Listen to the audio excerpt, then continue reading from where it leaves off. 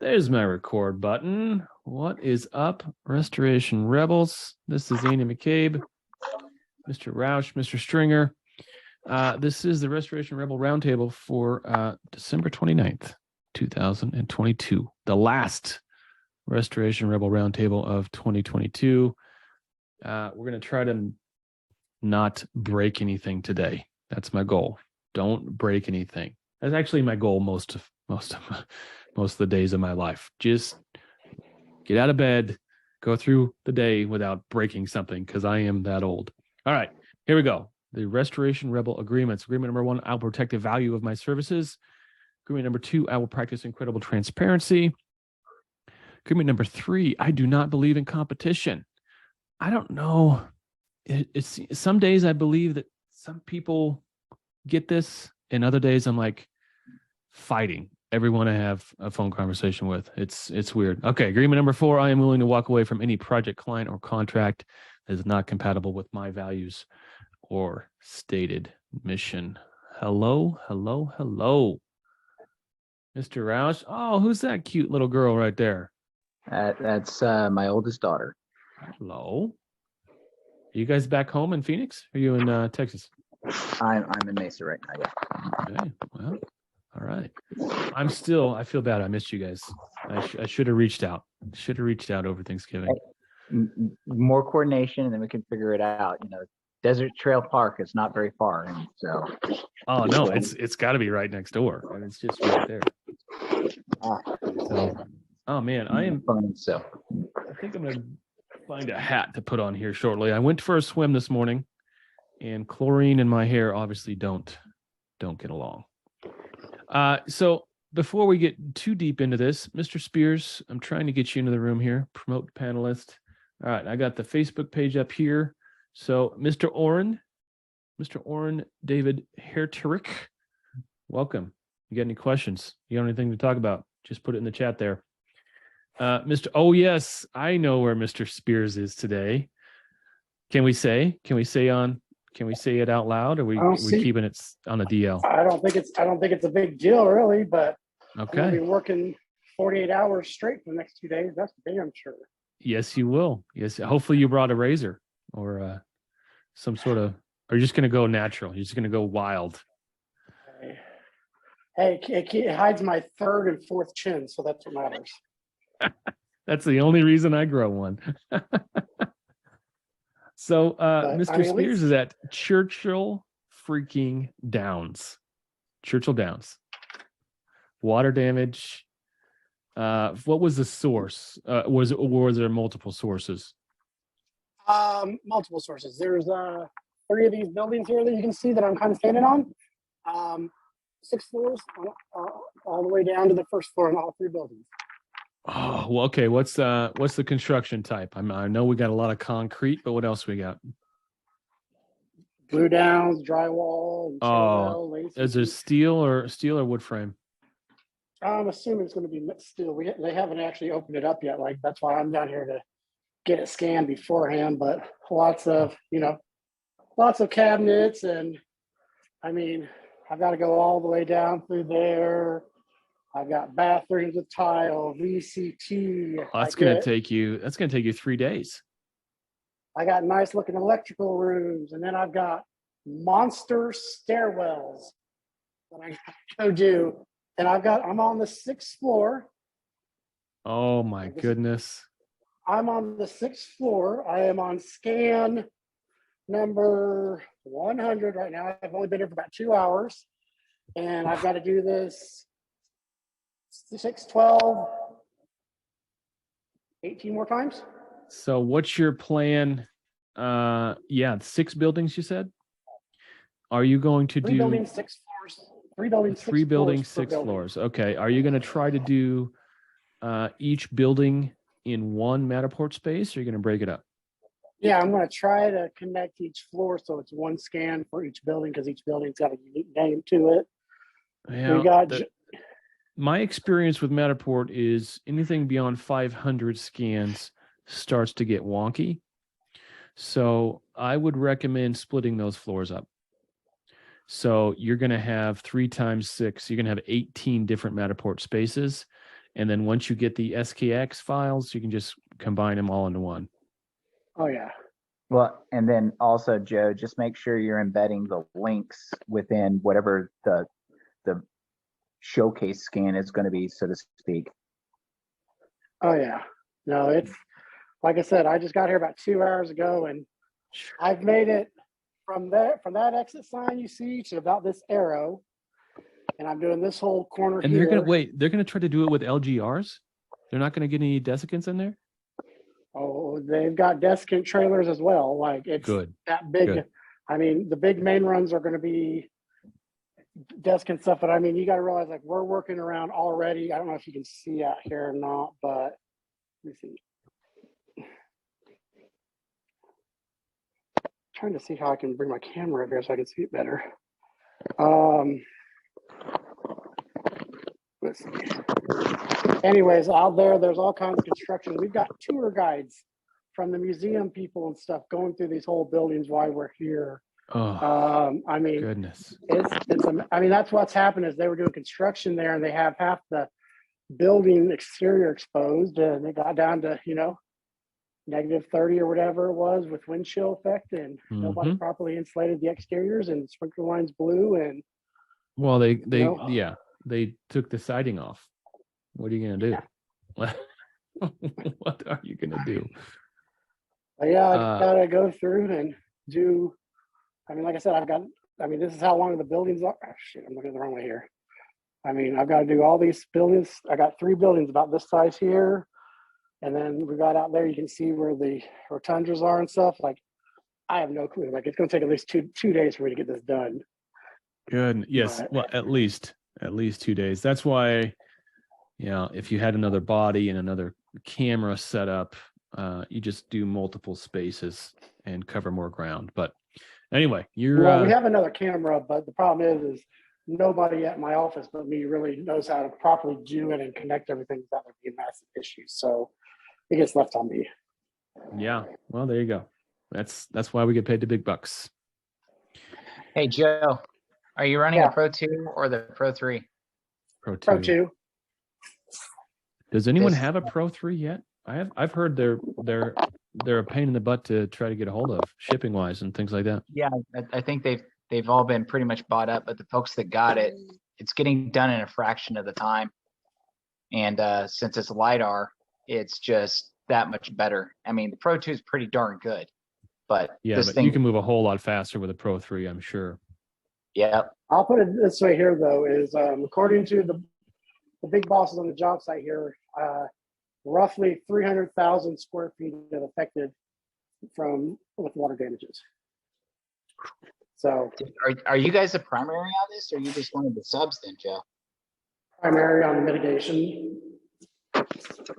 That's going to be a good job for you guys. Well, it is a good job for you guys. Yeah. That's going to be a nice one. T&M, I heard, right?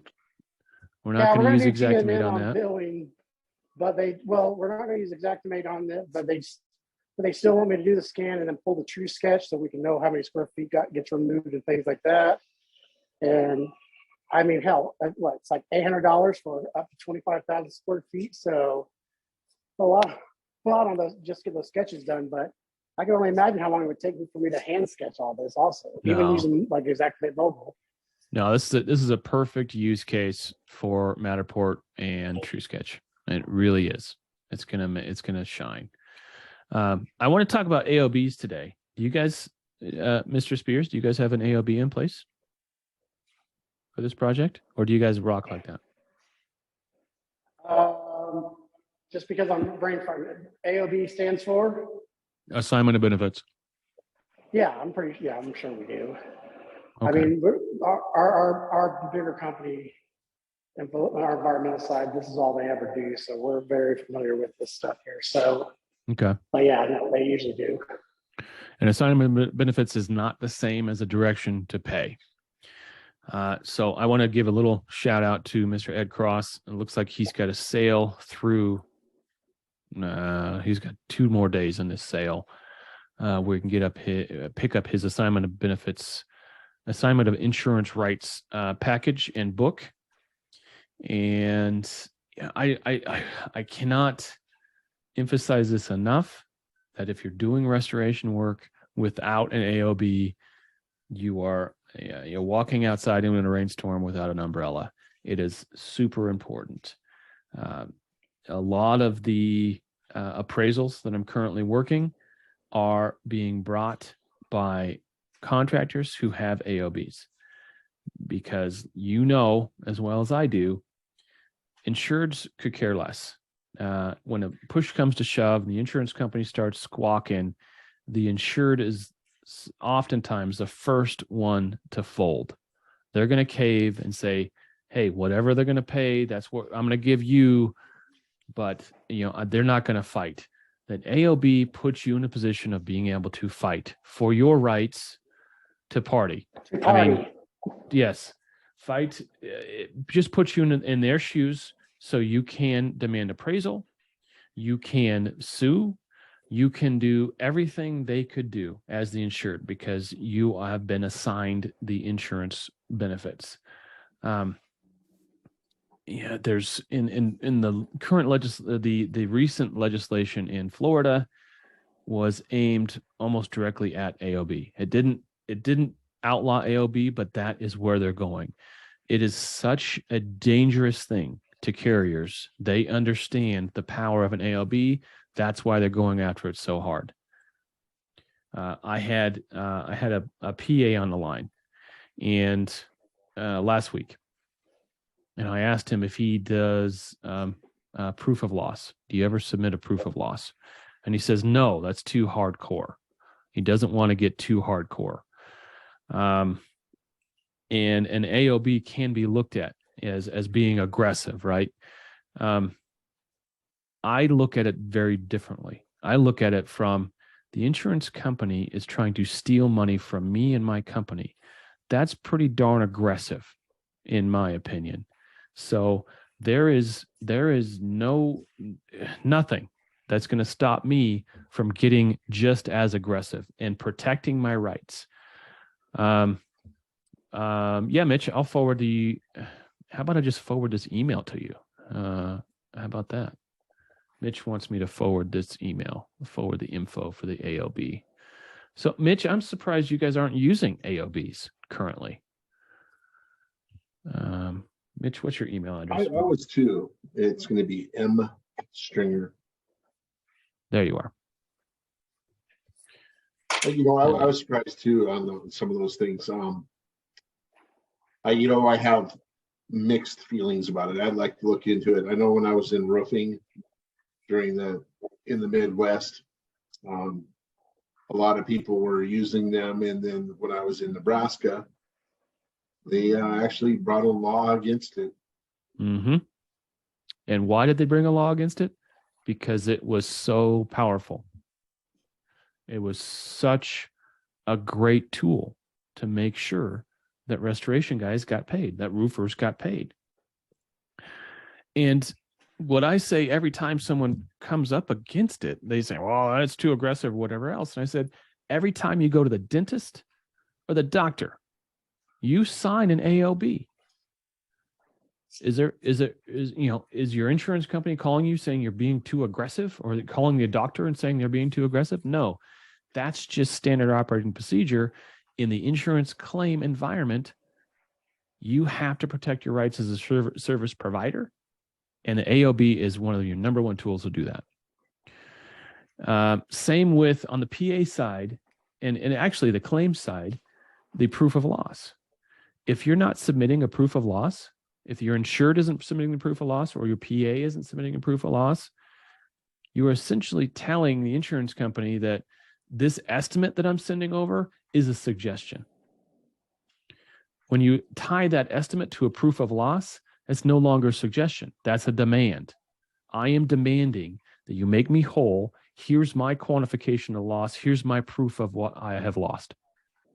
And anyone that says that's too aggressive is, in my opinion, not aggressive enough. They're it's not Tiny Tim. I keep saying Tiny Tim, please sir, may I have another, but it's not Tiny Tim. It's who says that? Please sir, may I have another? I forget. Oliver Twist. It's Kevin Bacon's character on Animal House when he's getting hazed in. Oliver Twist or Kevin Bacon. So yeah, Oliver Twist. Please, sir, may I have another? That's the position you're in if you're not getting AOB and demanding that you get paid on your bill. If you're not submitting a proof of loss. Go ahead, Mitch. I was thinking some more bacon. That's a pretty good joke, You say bacon, I start salivating. right? So yeah, AOBs. If you don't have AOBs, as I said, Ed Cross has his AOB book. I'm going to reshare this one more time so I can share. Okay, so the assignment of insurance rights is good in all 50 states. It comes in a customized Word format, so you can put your own logo on it. Customizable form letters to send to carriers. Notice of assignment, huge. Detailed instructions. Script to overcome insurance company objectives. I think that's the objections. Contact your copywriter there, Ed. I found the problem. Objectives overcome their objectives. The objectives is not to pay the claim fairly. So yes, that could actually be accurate too. That's accurate. It's true. That is 100% true. Okay, AOB. I think I've hit it hard enough. Go over there and I've actually purchased this package, and I don't even know what it's. I'm gonna click here. I don't even know what it costs. It's like $200 or something. What is this? Buy the book. Let's go here. $300. But really, what is $300 in the grand scheme of things? If spending this $300 makes sure you get paid on $30,000 worth of a loss that the insurance company wants to screw you out of, money well spent. This is AOB is a gift that keeps on giving. Implement it into your contracts, implement it into your process. Just do it. Just freaking do it for the love of all that is holy. All right. I had, before I came on, well, first off, Mr. Roush, how are you, man? What's new? What's new in your world? I'm doing okay. In Arizona, we have our just had another rainy time. Just trying to deal with the holidays and doing some reset here, talking with my clients back in Texas. Some are stuck with lawyers, so there's not much going on there, just getting updates. And then got a rebuild that's going in a different direction because the real estate market's turning. So yeah. Oh, they're trying to back out and value engineer it? Yeah. Okay. Yeah. So I just want it done. Want it off my plate. This one's been dragging out way too long. But then again, it's do it right or don't do it. And so they're exploring the option of selling as is. I'm like, good luck. Wait, selling the entire and selling the home as it sits, unrepaired. Yeah. Huh. Yeah. I'm just like, whatever. It's an option. And why would they do that? Because they've only been paid 50 cents on the dollar and they're just going to walk, or what? It's because the cost of repairing it's just skyrocketed so much. And they, at the different phases, been, with the delays of materials showing up and then labor not showing up. Because I sell most of my stuff out, and the market just being as dynamic as it is right now, it's been hard to get people to show up. Yeah, the goalposts have moved since you started that project. What, 2 years ago? Oh, much further back than that. Oh no. Yeah. The money spigot's been on and off, on and off, on and off, and my scope hasn't changed, but the pricing has. And then the other challenge is you go to sell the house, which we're learning is there's a lot of trees by the house, and when it comes to the mortgage company issuing a mortgage, they're going to require all these trees to be moved with extra cost on the house. Wait a minute. Why would they have to move trees? They're a risk to the structure. They've already caused problems with the foundation. They're too close to the house. we're in a windstorm zone. So they can't get a mortgage on it until they deal with that, because it comes up in the inspection. It's coming up I dealt with that when I sold the property last year, and it's just gotten worse. The mortgage companies, the market being what it is, they don't want to take on the risk if they know how much it costs if that house is going to get damaged. They also know how the insurance companies are behaving. They're just telling the seller, fix it. So when we take on this new risk, we're not stuck with the liability, because what are the odds the homeowner is going to get screwed? Very high. Very, very high. and so, I asked a couple of guys that do those, and I go, okay, you've been doing this how long? Why is it? They're going, the banks are just becoming risk averse. And they were doing this before the market went the direction it's in now. So they saw the writing on the wall, and it's getting harder. Yeah. Well, I'm not saying that it's Debbie Downer, it's just what it is. The banks had better data than the rest of us. Yeah. So whatever they started doing, that whole Zillow, was it Zillow that stopped buying properties early? It was it 2021? Late 2021, they stopped buying properties. And at that point, everyone's like, why would they do that? The market's so hot. And the market did continue to go up until it didn't. Right. Well, now interest rates being what they are, they're taking off. I think the average 30-year home mortgage is at 7.5% climbing, going to be 8 real quick. If we continue at this rate, we're going to be at double-digit interest rates for home loans, I'd say this year. Yep. 2023. Yep. We haven't seen that since the 80s. Yeah. And so effectively, we have never seen that, right? I was 5 years old in 1980. Yeah, me too. And I remember my parents talking about that. And I remember it as a big deal in the late 80s, early 90s, when it came down to like 7% what it is now. My parents finally refinanced. Wow. And then we got spoiled when it got down to a low of like 2%. Yeah. A good friend of mine refied one of his properties. I mean, he's in a different bracket than I am, obviously, at 2.25%. Wow, free money. I mean, he got, and it was like $500K of free freaking money, because you can take, even if he didn't spend it on a house, you go to the market and get anything above a 6% return on it. Why wouldn't you? Why wouldn't you? So, what I'm doing is I'm also working on pivoting because the environment's changing, and I've already talked to you about that. Yes, it is. And I'm looking for other things to do still within our realm, and we'll see where it goes. That's why I've been talking about it. We have to start pivoting. It's great what Joseph's company landing what they did and being able to do that scan. That's a service we can offer. With our experience with Xactimate, there's still going to be people remodeling homes and businesses and building. We can take our Xactimate skills and use it like it's originally designed, and we can start working on takeoffs or building our own estimates to help people budget. So it's interesting times, and it's just figuring out how to market and do that. I'm trying to keep my toe in the world. I'm looking at some organizations here in Arizona as I'm rolling the welcome mats up in Texas. I'm just going to keep the minimal presence there just in case of a really big storm. And I'm also in the process of getting away from insurance because I've got so much outstanding from the winter storm still.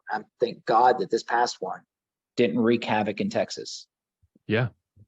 The grid held. The grid did not fail. Well, that, and so many people, because of that storm, replaced their freaking plumbing, and they insulated their plumbing, the ones that couldn't get replaced, and the grid held. So those 3 factors, and it's just one day, not 3 or 4. Yeah. Last one was almost a week. Yeah, it was bad, but that's where we're at. And I just, since I'm on the phone, Southwest, haha.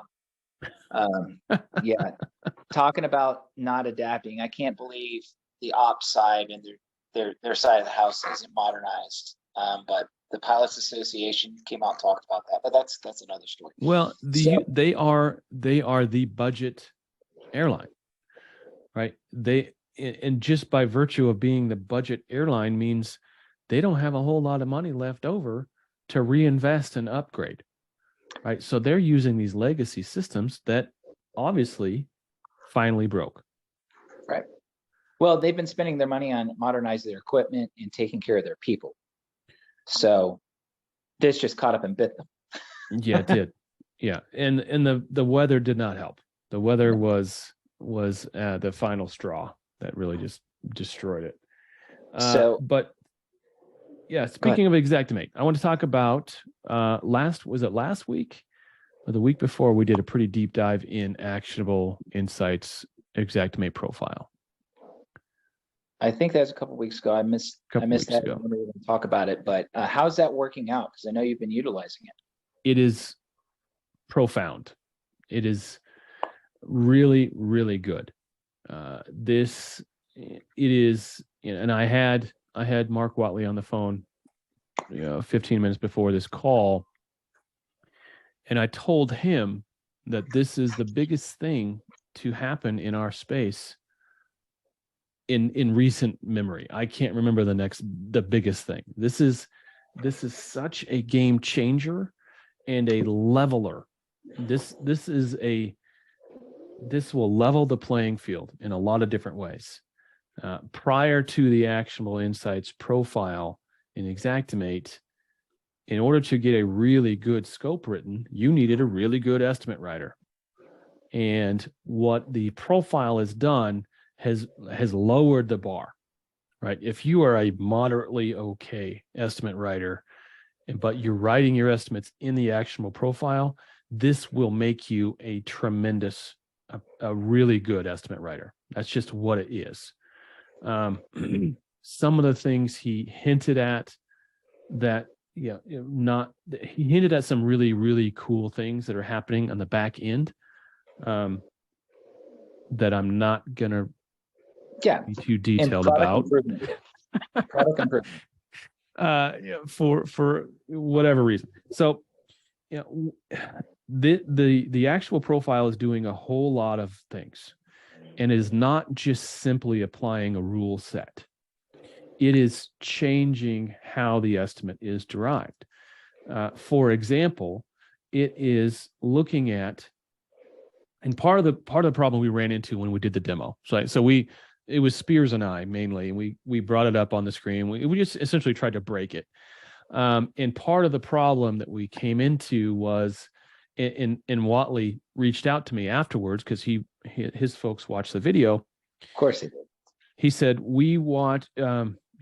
what we did is we really confused the system, because the system is smart. It's smart enough to know whether you're writing a mitigation estimate or a repair estimate. And what we did in the demo was we started a mitigation, and then we started layering repair estimate items on the top, and it kind of just broke it, because we weren't getting what we were expecting to see. And that's what Mark confirmed. He said, hey, that's because the system thought you were writing a MIT, and then you started putting repair items in, and it didn't know what to do. So very, very easy fix. Write a MIT, do the MIT. Start another one, and write the repairs, because the system is looking at, okay, and he said it even goes beyond. It goes residential versus commercial. If the system sees that you're writing a whole bunch of commercial line items, it's going to slant towards, okay, I'm going to change my rule set to go, what would be, okay, now we're in a commercial environment, here's my other recommendations. Cool stuff. Among the things that I can talk about is coming out in Q1, probably mid-January, 2 or 3 weeks from now, there's going to be the ability to just blanket switch off all the exceptions. So as it sits today, especially when you import, he said this is a known problem. When you have an estimate that you've already created, and then you import it you copy it and put it into the actionable profile, you come up with hundreds of exceptions, right? Because the actionable is trying to make you a better estimator, and you wrote it outside of that, so it wasn't able to cue you as you wrote it. Hey, you might think about this, this, or this. So when we did that, and we did that several times, you come up with hundreds of exceptions. So mid-January, we'll have the ability just to turn off that whole thing. So you can look at the list of exceptions and go, okay, maybe I'll fix that and that. But the rest of these, we're not going to try to address at this time. You can just switch them off, which is going to be gigantic. It's going to be huge. But the reality is, if you have access to the actionable profile, you should just start every estimate in the actionable profile and write it from scratch. And then you don't have stacked up all these errors stacked up. One of the things he alluded to was the program adjusts the efficiencies, labor efficiencies, and material yields in the favor of the restorer. He didn't say how, but he did say that if you write something in the actionable profile, let's say flat goods, carpet, vinyl, whatever else, it's going to calculate the waste differently. And if you're a program guy, what you can do is create your estimate in the actionable profile, but then you bring up your program job that's empty. You copy the sketch, right? Because when you copy a sketch, it takes all the underlying items underneath it. So you copy that sketch that you've written in the exact actionable profile and paste it into your program profile, and it'll keep those little tweaks that they've done in there. Otherwise, if you write it in their profile, they have their own efficiencies and tweaks and things that these insurance companies do. So it was great. I love talking with Mark Watley. He is an amazing human being. He's one of those dudes. I don't know if you guys can relate, but every time I have him on the phone or I'm talking to him in person, I feel like I'm like, all right, here's someone who is like here. I'm here and he's here. And I've got to up my game. And so I don't feel stupid when I talk to him. I'm just more careful, and I'm more like, I think things through better, because when I said some things and he said, well, I don't necessarily agree with that. Let's look at it like this. And I'm like, oh, that's okay. That makes complete sense. Yes, you're right.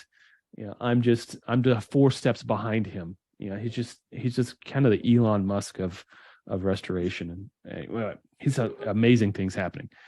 But the other thing we touched on, and I'm doing this mainly based on feedback that he gave me based on our video that we did, the pricing, right, is, some people might look at $160 a month per instance as, oh, that's a lot of money. And maybe it is, maybe it isn't, but it's really hard to determine value outside of context or experience. So if you don't have any experience using Xactimate, or limited experience using Xactimate, let alone a customized Xactimate profile, it's hard for you to really understand what you're buying with that $160. And he said, yeah, this is all changeable, right? He could go to $80 a month per user, but at the end of the day, if people don't understand the value of the system, $80 versus $160, it's kind of in a vacuum. It doesn't, it's like, how do I know? So I think for now they're going to keep it $160 a month per instance, per Xactimate license, but I think it's more than fair. It'll more than pays for itself. Well, like I said the other day, I mean, if you write 4 estimates per week, every week, you only got to help. It only needs to help you find like $12 on each of those estimates, and you covered the cost of the $180, and you're broken even. So, yeah, on average, it's going to help you find at least, $30, $40, $60, $100 or so. So the price does pay for itself.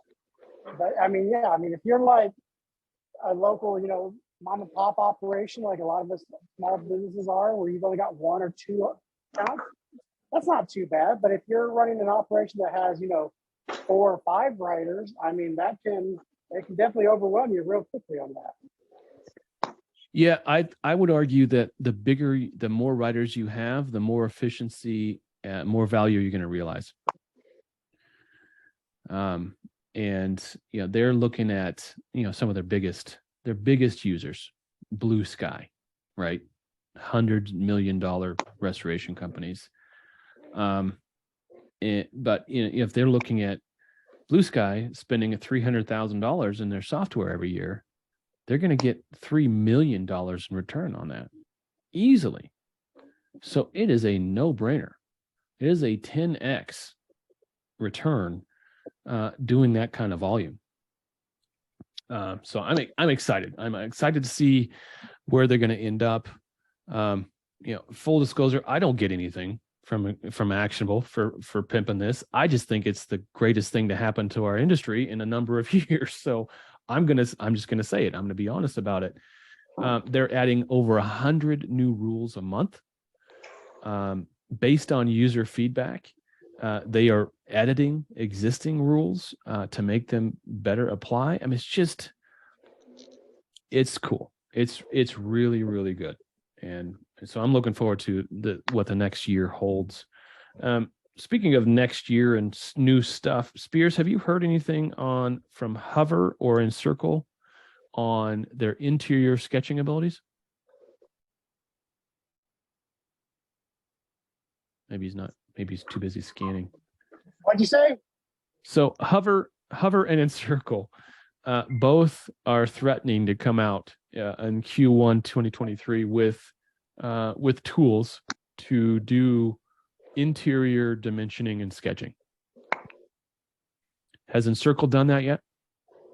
It's not gone live yet. I was expecting it to already been live this month, but I haven't seen it pop off yet. So Okay. I figure they can have some last minute bug issues of some kind. Yeah, as they always will. This is what I'll say. Like, I like Hover. Don't get me wrong. I don't mind Hover. My problems with Hover are a lot more nuanced, I guess we would say. I don't like. Hover, as good as Hover is, it doesn't seem like any of the carriers want to recognize it. And so, if you try to run off of Hover and just, you're not doing a sketch yourself or exterior rendering and you're just running off the numbers, they fight you tooth and nail on it, and especially on roads. Like, you might as well just Eagle View it, really. But my biggest issue with Hover is just, I'm not a fan of the fact that, like, I currently have never used Hover enough to justifiably need it in a subscription format. And the only way you can get the ESX files is if you have the subscription. Eagle View, you pay an extra $4. You get the plan. Matterport, same way. All you gotta do is pay a little extra, and you can have whatever you want. But with Hover, you have to sign up for their monthly subscription plan.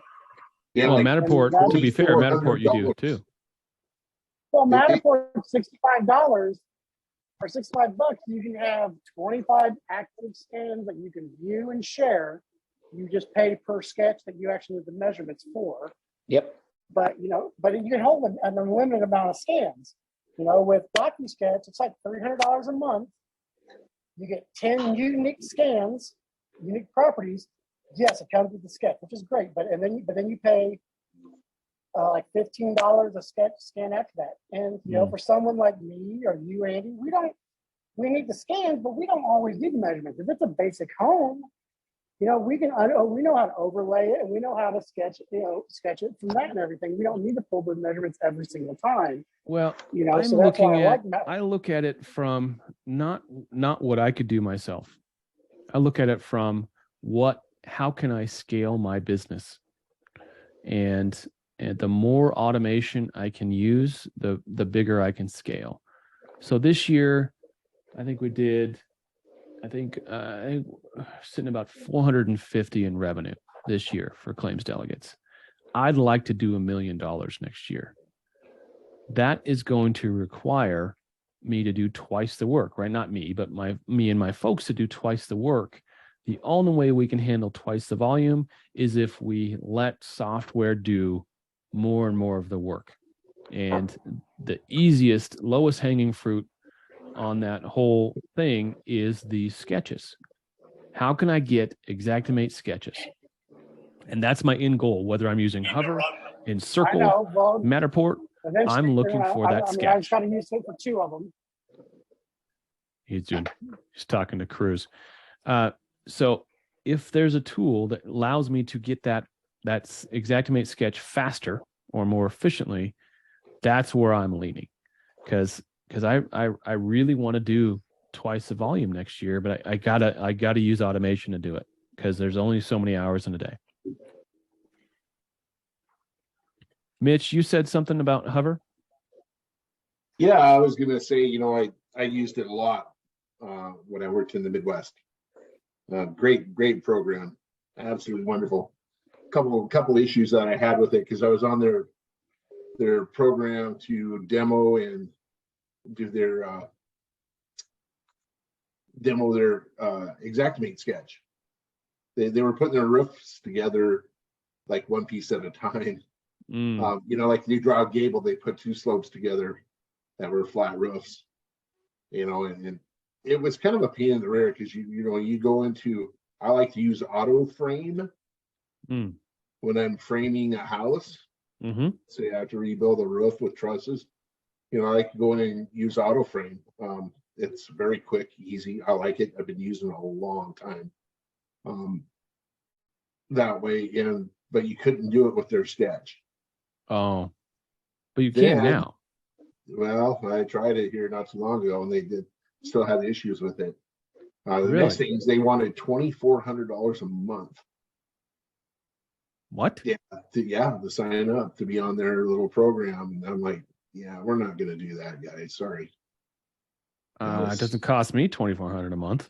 For Hoover's ESX program. No, it's like 150. Yeah, that's what they originally were at a year and a half ago.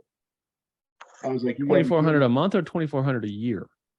Or a year, pardon me, a year. Yeah. Okay. Yeah, and I think that's about where I'm at. I'm like, I don't need it like, that we're not doing that much of it. Sure. If I was doing a lot of roofs, absolutely, and I'd pull those in and make it a lot easier. But even where it is now, you can get your PDF of it and write up a pretty good scope for the few roofs that were involved in, maybe on a fire damage or, things Sure. like that. It's not like we're a roofing company after it. Didn't see the value in that. Yeah, it looks Well, like and it's 100, like 166 a month is what it costs me. But I like the ability to send anyone with no experience a link. They download the app, no matter where they are in the world. They can download the app. The app walks them through how to do it. And then magically, same day, I get the ESX file, I get the photos, I get the dimensions back at the desk, and I can shoot that to my remote estimator, and they can get to work. It's worth $166 a month to me, just to be able to offer that to folks. It allows me to be a whole lot. It allows me to have national coverage with being just one guy. and I will say, if you've ever gotten the Hover exterior, especially not in the roofs, like I like my Eagle View. I trust Eagle View. I personally have the least issues with Eagle View. I know there's some people that say it's always wonky, but I don't have a lot of issues with Eagle View. But for the exterior builds that they do on the Hover, they're amazing because they take the time to separate out your different finishes. So if you have, brick molding 3 foot. I really like that. Yeah. So if you've got a 2 foot, stone facade, they'll call that out. And what I like is the window openings. The siding dimensions are accurate because they take out the window open. I mean, it's just, Dirty's little secret. Very little of that is automated, as it turns out. It's a whole bunch of people in India doing it manually. But the labor arbitrage between them doing it manually and me doing it manually is a no-brainer. And I think this came from Watley's conversation. He told me that it's not automated. It's a bunch of people in India. And I said, I don't care. because their labor rate is way lower than mine. So I don't care who's doing it, as long as the end product is a beautiful end product. And so far it is. The end product is usable, and it suits accomplishes what I need it to do.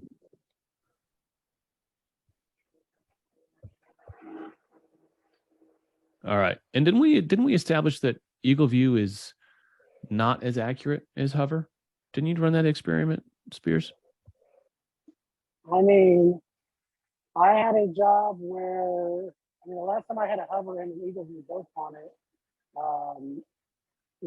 when I did the Eagle View, I was using auto calculation for my replacement on my squares, and I was at like 30% waste compared to the adjuster, and then the Hover was only at like 19.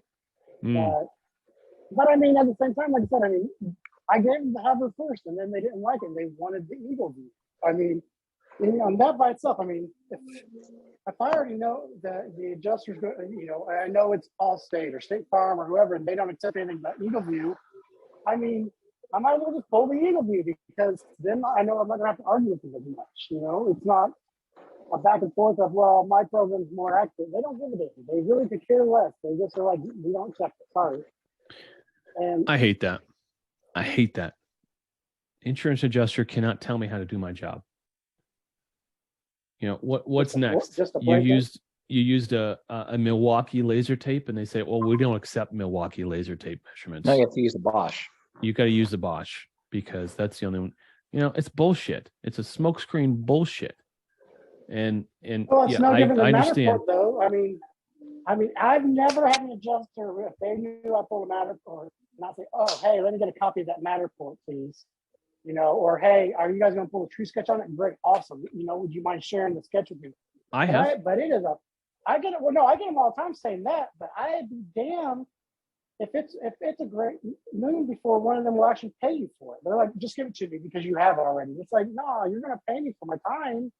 They are hard up on anything they can to try to make you not pay for shit. Well, that's not a Hover versus Matterport issue. That's a claims freaking management issue. Well, yeah, but I'm just saying, all these different programs that we use, doesn't matter if you're using flares, if you're using Hubbard, they're always going to find some reason, some way to tell you that, it's wrong, or they don't want you to use it and everything. And it's a game and a gimmick for them just to try to cut the bottom dollar down. It's becoming, it's effectively just becoming laughable at how much they just want to try to find any reason they can to just, in their mind, justify not having to pay a portion of the bill.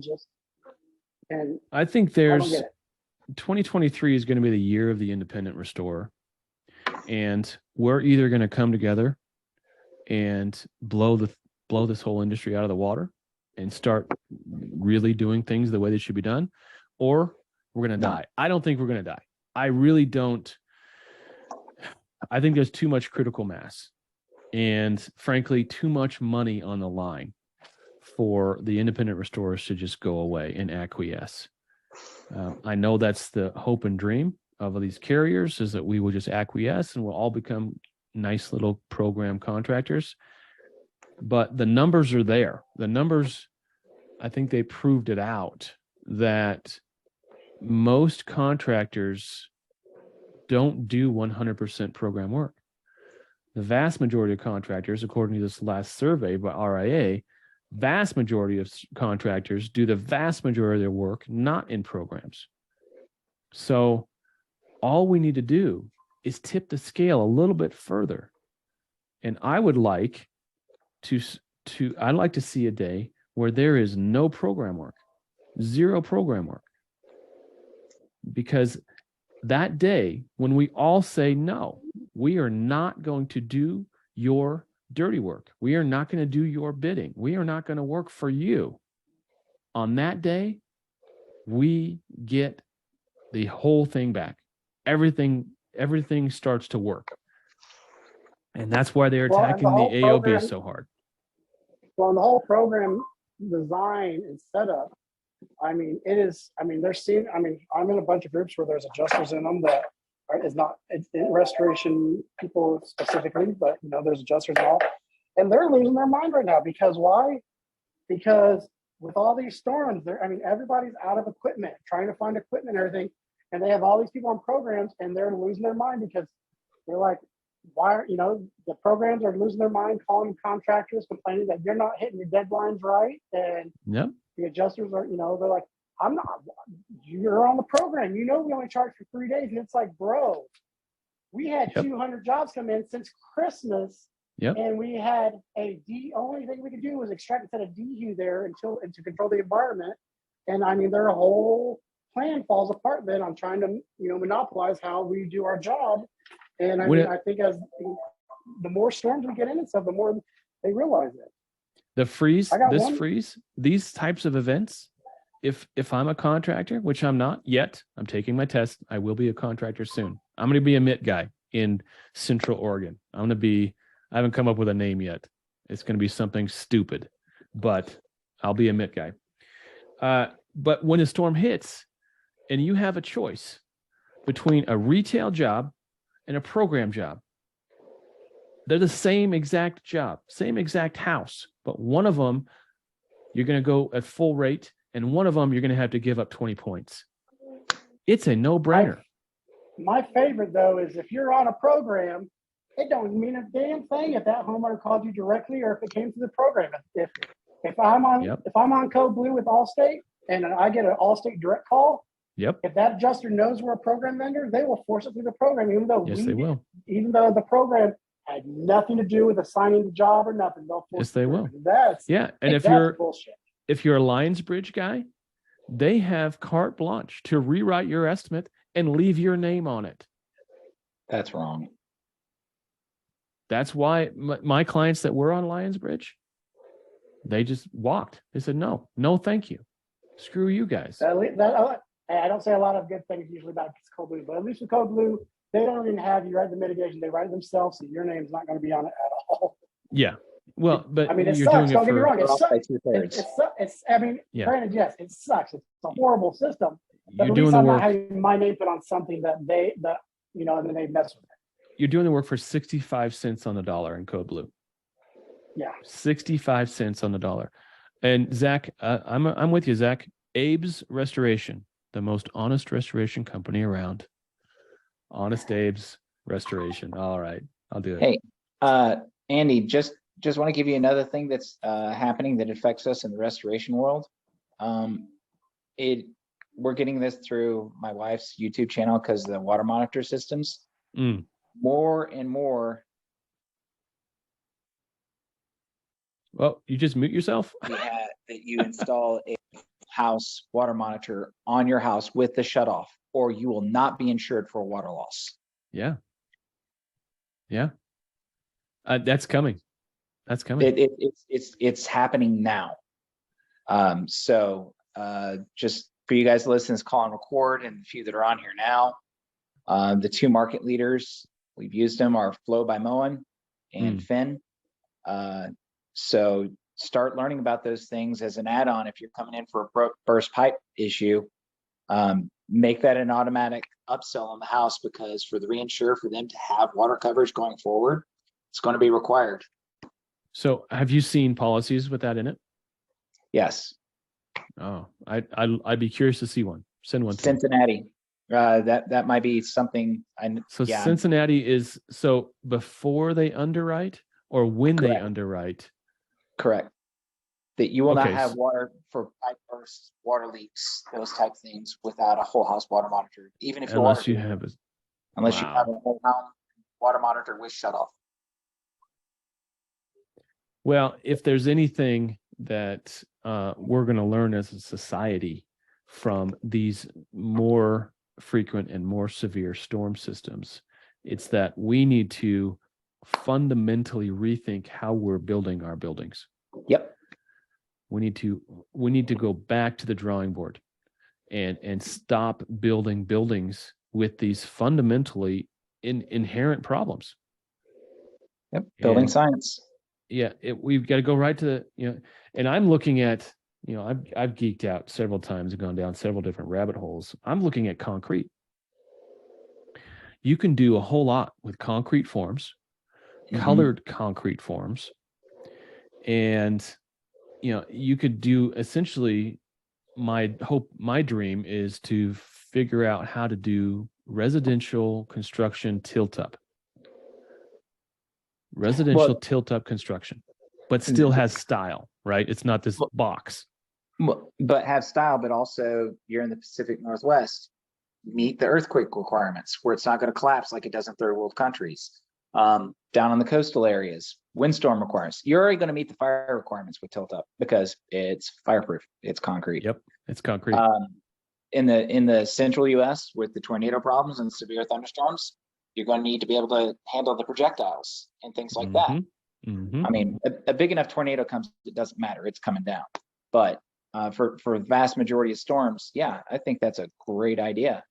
And then how do we design the mechanical and plumbing electrical systems where it's hardened against the event? And we also have the systems like a severe freeze is coming. How can we quickly drain down the property? Can we keep the pipes warm even if the power's out? What can we do? Right. And then also meet comfort because we got to watch those utility costs, don't we? Yeah, we do. So, all right, food for thought. I love it. All right, 1:58. We are done. We're going to get out of here. You guys, Brian, Joe, and Mitch, you guys have the last say. What? Anything else for parting words?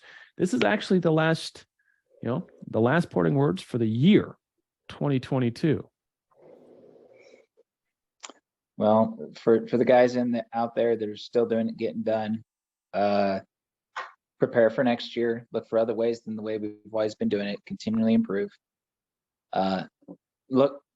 Reach out more to our peers, and let's band together and share our ideas and learn how to do it better as a team.